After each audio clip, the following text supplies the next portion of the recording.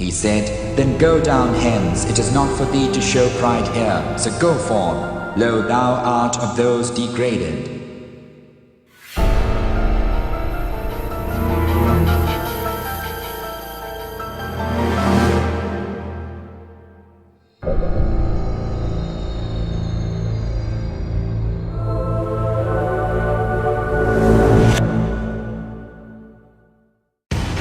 And unto man, O Adam, dwell thou and thy wife in the garden, and eat from whence ye will, but come not nigh this tree, lest ye become wrongdoers. Then Satan whispered to them that he might manifest unto them that which was hidden from them of their shame. And he said, Your Lord forbade you from this tree only lest ye should become angels or become of the immortals. And he swore unto them, saying, Lo, I am a sincere adviser unto you. And their Lord called them, saying, Did I not forbid you from that tree, and tell you, Lo, Satan is an open enemy to you. O children of Adam, let not Satan seduce you, as he caused your first parents to go forth from the garden, and tore off from them their robe of innocence, that he might manifest their shame to them. Lo, he seeth you, he and his tribe, from whence ye see him not. Lo, we have made the devils protecting friends for those who believe not.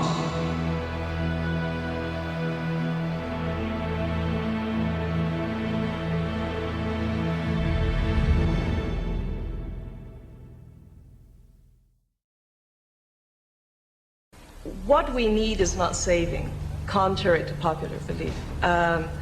Nothing's going to happen to the world. What we need is an enlightenment, and enlightenment isn't the metaphysical term that we've all been sort of taught. You know, it's a metaphysical, we want to be enlightened. Enlightenment means to be in knowledge of, and to have knowledge of who we are, what we're creating, and what is ahead for us in the future. Now, he appeared to you. Yes. In your kitchen.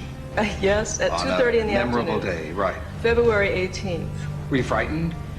Well, I would be frightened if I was going to a movie and the fear was building up and I was expecting to see something, but I was shocked. Were you a housewife? A housewife. Not a working No. housewife with a job away from the home? No. I was a happy housewife. Well educated, high school, married college? to a dentist, very much in the social spectrum in Tacoma. Breeder of Arabian horses. Breeder of Arabian horses. We share that together. Yes. Yeah. See, we're all wonderful. All right. No, yes, it happened at 2:30 in the afternoon because the clock stopped when the entity appeared, and it was on a Sunday afternoon, and all I can say is it was shocking. I mean, you don't expect to see anything like that, so you're in a state of shock for a while. When he takes possession, is that how you phrase it, takes possession of your body and speaks through you, where is your consciousness? Well, the Ram would tell me when this would occur. Actually, he doesn't take possession of the body. He actually comes around the body in the aura field and works through the seals or the chakras. I actually, when I leave my body, I'm what's called a pure channel, because the whole of my essence goes to another time flow. Are you dead? Well, I go through the emotion of actually dying. I've died 1,000 deaths.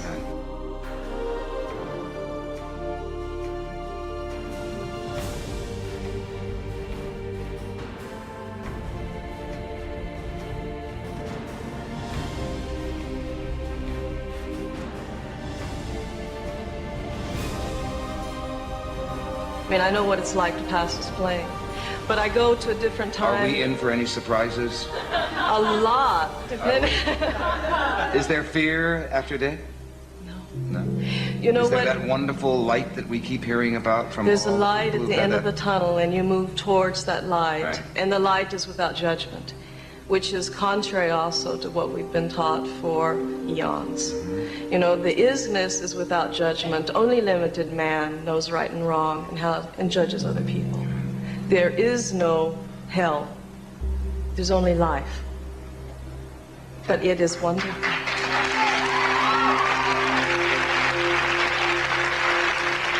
One more question. Apropos that subject, is there reincarnation? Are we born again? Absolutely, but Grant now... there wasn't.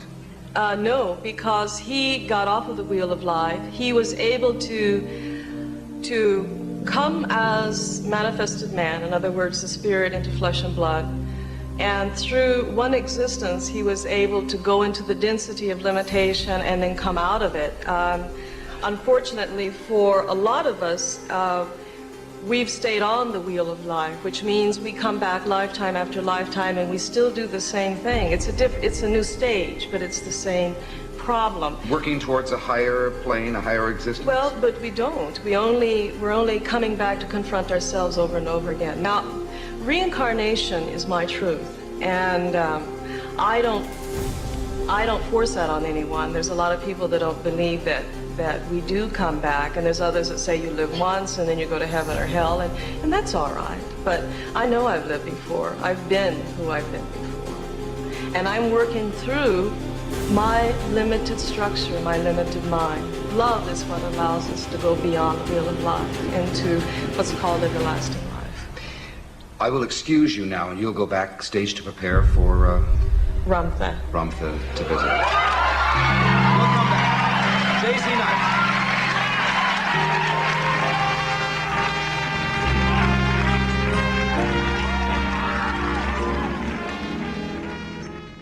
Daisy Knight has gone backstage, and Ramtha doesn't like the hair. He gets in his face. How much preparation now to call on your entity? I don't call on him. It's a matter of me becoming alive and becoming at peace and not being nervous. And once I do that... Are you all right? Am I all right? Yeah. Are you nervous? Well, I've never been on your show before. Oh. Oh. See how comfortable it is? Yes, it's fabulous. So, it'll only take a moment or two. We'll stay quiet here.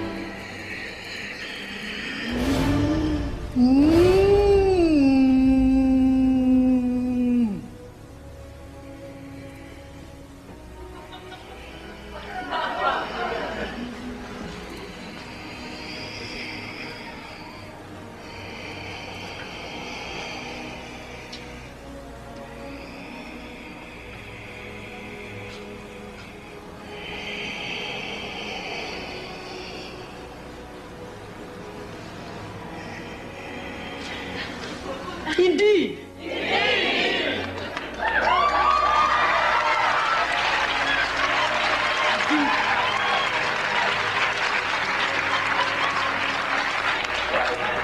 Indeed, beloved master.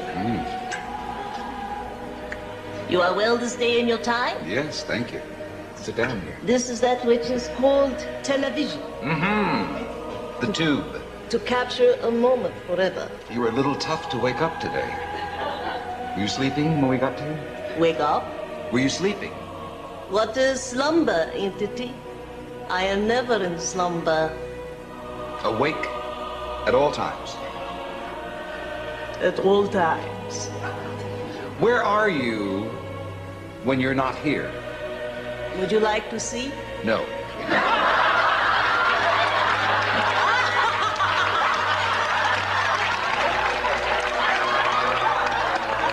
Why would you not want to see? Well, it might not be the kind of place I want to hang out in. I'm very happy here. My little studio, my little couch.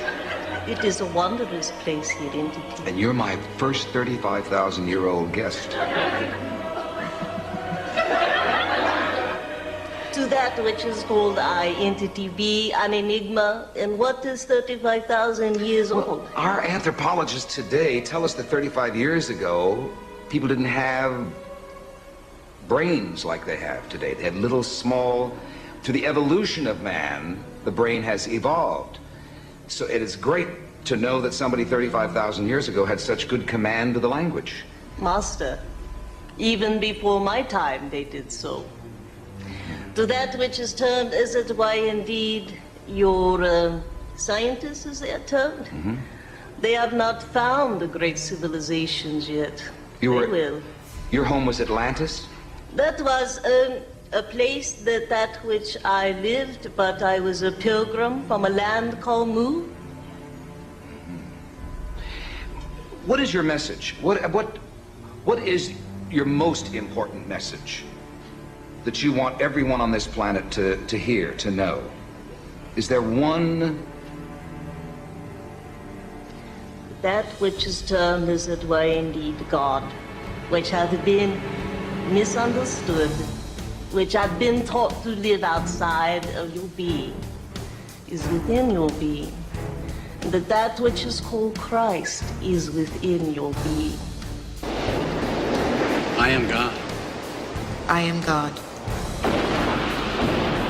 I am God. I am God. I am God. I am God. I am God. I am God.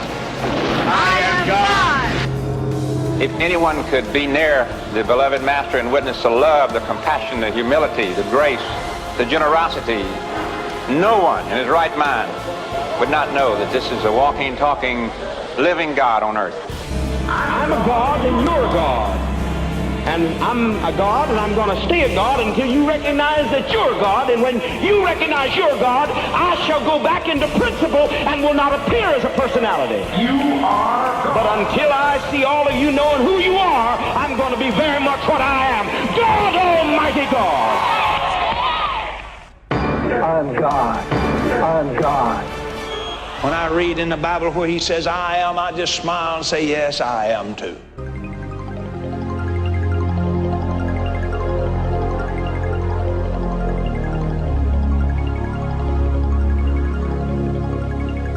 Hello, Philip. How are you today? Very good, Leah. How are you? Very fine, thank you. So, what is it that you wanted to know? Where are you from? I'm from Venus. I don't think anybody's going to believe that you or anybody else could be from Venus. Could you explain to us how you could be when everybody knows it's uninhabitable? They think it's uninhabitable because it is not inhabitable by physical life forms. We have bodies of light come together as one planet and one people. We have dedicated millennia upon millennia to this idea.